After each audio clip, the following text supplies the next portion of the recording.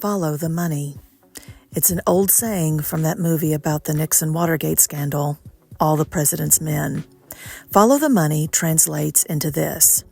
When it appears that unexplained corruption is occurring in any organization, you only need to follow where the flow of money is going to see and understand how corruption may be happening from behind the veiled curtain.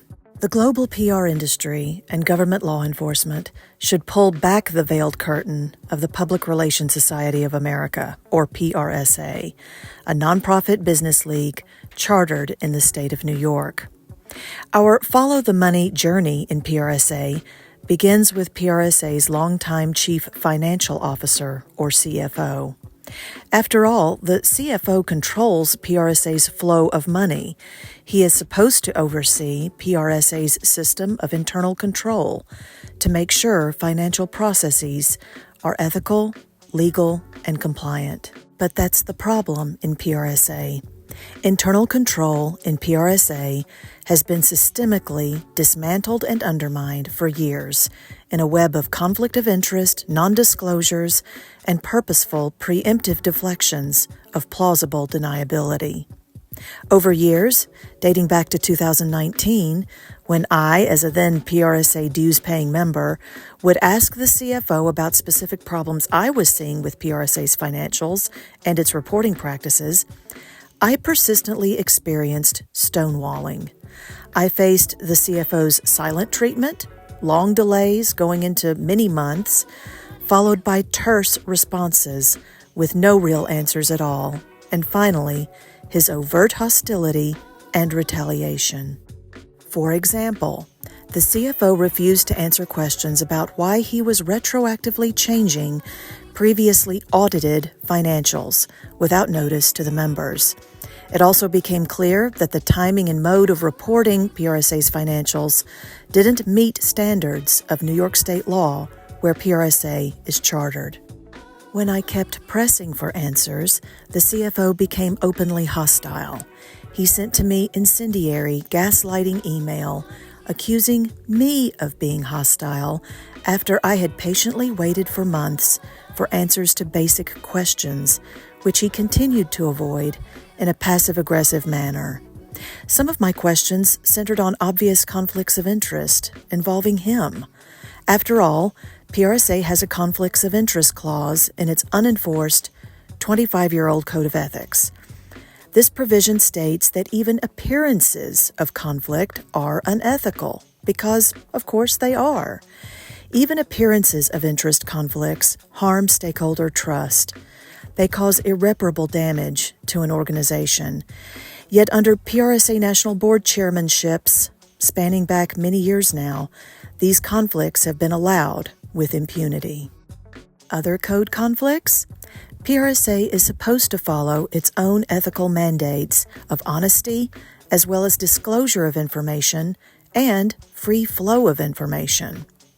But when it comes to their own financials, PRSA's leaders don't seem to think these rules apply to them. For example, New York state law mandates very specific financial reporting practices. Yet PRSA has failed to comply with those requirements across many years. PRSA publishes 10 or 11-month financials, not 12 months, as required by law. This very odd practice fails compliance with state law and with basic logic.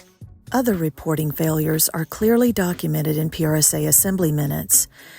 These annual meeting minutes record that PRSA's vague generalities have masqueraded as financial reporting. In some years, there is overt whitewashing of PRSA's financial situation.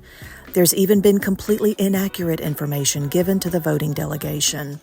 In short, keeping PRSA members in the dark about PRSA's finances helps the CFO, the CEO, and the PRSA National Board to prevent members from having enough information required to ask logical, informed questions, which leadership doesn't want to answer. Like this question: why, Over key years of these interest conflicts was the CFO's compensation package allowed by the PRSA board to reach nearly $500,000. Back in 2017, the CFO's total compensation was $326,000. But by 2021, after PRSA obliterated its financial controls, lost thousands of members, and lost literally millions in member dollars, the CFO's total pay leaped up by more than $120,000 to $448,000, according to IRS tax records. Isn't PRSA supposed to be a nonprofit serving other people? Why was this person's personal comp in PRSA on a meteoric rise, while PRSA's operational and financial health kept nosediving? Follow the money. This is just one example. There are more, many more. Tune in to part 2 of this specific video series under the PRSA gaslighting hashtag to learn more about unanswered financial questions in PRSA and fight the PRSA gaslight.